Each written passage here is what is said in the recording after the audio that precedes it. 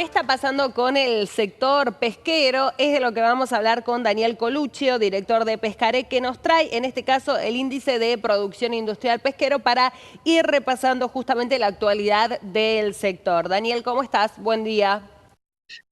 ¿Qué tal? Buen día. ¿Cómo te va? ¿Cómo andan ustedes? Bien, gracias. Bueno, vamos a hablar de un sector que incluso estuvo en los últimos meses en la conversación, ¿no? Por las modificaciones que se habían planteado como marco del proyecto de ley Ómnibus. En un ratito conversamos con eso, pero si querés empecemos compartiendo los números, ¿no? Bien, los números de este mes de enero evidentemente no han sido buenos para la actividad pesquera. Así lo refleja el INDEC a través de sus estudios del índice de precio de producción industrial pesquero, del IPI, Ujú. de enero del 2024, donde manifiesta que la variación acumulada interanual comparado, es decir, enero de este año con el enero pasado, la caída es sustancial, es de un 17,2%. Eh, el número es realmente preocupante, pero tiene que ver fundamentalmente porque si desagregamos todo el complejo pesquero, en grupos de especies hay peces de cola, de carne, hay crustáceos y hay moluscos. Ujú. Comparado al tema de peces, bueno, fue una temporada donde se inició, producto de todos estos vaivenes que hicieron tanto ruido en la pesca, inició un poco tarde. Los barcos que habitualmente salen a la captura en el mes de los primeros días de enero, por ahí se tomaron unos 4 o 5 días más y manifestaron una caída de todo lo que tiene que ver con peces de cola de un 18,6%. En cuanto a crustáceos, que en un 99%, en un 98% es el langostino, es de público conocimiento todos los avatares que está sufriendo la provincia de Chubut, gran productora Sí. de langostinos en esta época del año. Y bueno, la realidad es que en función de todas estas disputas que hay entre gremios y parte patronal y demás, las capturas del langostino durante el mes de enero y fundamentalmente febrero, aunque no está reflejado en este índice que es solamente el del mes de enero, Ujú. van a seguir teniendo caídas importantes. Enero fue de un 5,2% comparado al año pasado. Y por último, el tema moluscos es la campaña del calamar Ilex argentino, Sí. lamentablemente con una fuerte caída, y eso tiene que ver por las zonas de pesca donde se envió a la flota potera, que es la flota que captura calamar. Ujú. En esta primera instancia se la mandó por debajo del paralelo 47, es decir, por debajo de la altura de puertos deseados, es decir, al sur. Cuando nos referimos por debajo es al sur de Puerto Deseado, para hablar con Sí. propiedad. Y ahí las concentraciones no estaban. Las concentraciones empezaron a dar muy, muy buenos rindes, como los actuales y los que vamos a ver reflejado en el mes de enero, que son realmente muy importantes, de un calamar de muy buena talla comercial, con buen precio Ujú. internacional. Están situados más al norte, entre el 44-40, entre el paralelo 44-40 y el 46, que vendría a ser entre la zona de Camarones y la zona de, digamos, Comodoro Rivadavia, en la milla aproximadamente 100-120. Claro, claro. Bueno, hay varios factores, Daniel, que nos fuiste analizando en esta caída, reiteramos el número, más de un 17% que seguramente va complicando al sector. Pensaba en esto que decías que tiene que ver también con el conflicto con los trabajadores y eso también cómo incidió también en la actividad productiva. ¿Se resolvió eso o aún está en conversación? No, todavía están en tratativas, se arregla por momentos, después nuevamente vuelven a transitar el mismo camino conflictivo. Es decir, lo que está pasando en definitiva es lo siguiente con el sector pesquero. Ujú. Argentina no es formador de precios, no es formador de precio internacional. Los precios internacionales están muy, muy deprimidos. Por ejemplo, con un precio de un langostino que hace unos 10 años atrás estaba en torno a los $9, $10 aproximadamente, hoy estamos en valores de 5. Motivo por el cual, por un lado, todo lo que tiene que ver con mano de obra, insumos, ajustó en su momento por IPC. Sabemos la envolvente ascendente que tenemos del costo de vida en Argentina, Y por otro lado, lo que estamos teniendo también es, en cuanto a todo lo que tiene que ver con insumos, muchas veces ajustados por valor de combustible o ajustados fundamentalmente por el tipo de cambio dólar que habitualmente el que se utiliza es el paralelo. Entonces, esto fue de alguna manera costos crecientes con precios internacionales en baja, está Claro. haciendo que aquella rentabilidad muy positiva que había años anteriores, hoy se está convirtiendo en rentabilidades negativas. Ujú. Todo eso genera conflicto, genera un reacomodamiento de variables y eso es lo que está sufriendo el avatar de la industria pesquera y procesadora argentina.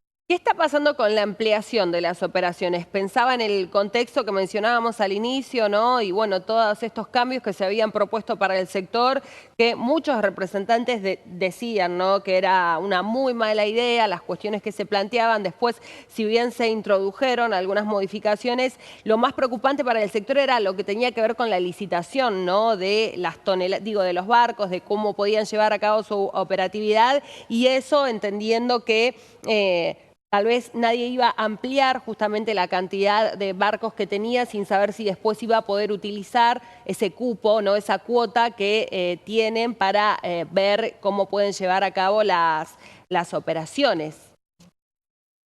El tema es mucho más profundo. En Ujú. principio debemos aclarar que la industria pesquera, la industria primaria, extractiva, procesadora, comercializadora y exportadora pesquera no es una industria prebendaria, es decir, que está funcionando pura y exclusivamente con capital propio, con reinversión y con un esquema de trabajo, Ujú. con un paradigma que tiene que ver con la ley 24.922 desde el año 2009 a la fecha.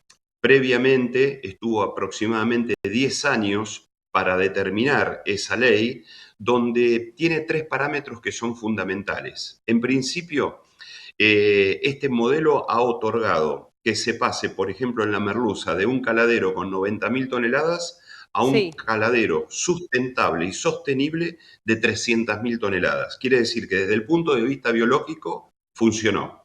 Ujú. Segundo, desde el punto de vista económico, hoy en el sector no hay empresas que están al borde del quebranto o de convocatoria de acreedores, motivo por el cual, desde el punto de vista de lo estrictamente privado y económico, la ley también fue un paradigma que le permitió la sustentabilidad al mercado y a cada uno de los participantes. Y tercero y fundamental, los trabajadores. Ujú. Evidentemente, con esta ley se ha podido incrementar fuertemente la actividad en todos los puertos pesqueros de la Argentina, de las 5 provincias que tienen litoral en el perfil marítimo argentino. Entonces podemos decir que en virtud de este paradigma, de esta ley, las tres patas fundamentales, que es lo social, lo económico y lo biológico, funcionó. Ahora bien, si por diferentes cuestiones que tienen que ver a la vida de cada uno de los participantes dentro del sector, Sí. algo no funcionó, no es como consecuencia de la ley, sino es de la mala aplicación y control de ella. ¿Qué quiero Ujú. decir? Para el gobierno hubo algunos deslices, algunas irregularidades. No tiene nada que ver con el principio de la ley, sí tiene que ver con el control de la ley. ¿Cuáles Motivo por son? el cual nosotros... A ver, Pensaba, Daniel, ¿cómo? qué pensás que notó como irregular el gobierno nacional en este sistema que vos decís en la teoría debería ser muy efectivo, si tal vez en la aplicación ha habido algunos errores? ¿Cuáles podrían haber sido? Bueno, creo que esa es una muy buena pregunta para quienes predican desde el gobierno cuáles son las irregularidades, porque nosotros también queremos saber cuáles son las irregularidades porque estamos trabajando en el marco de la ley.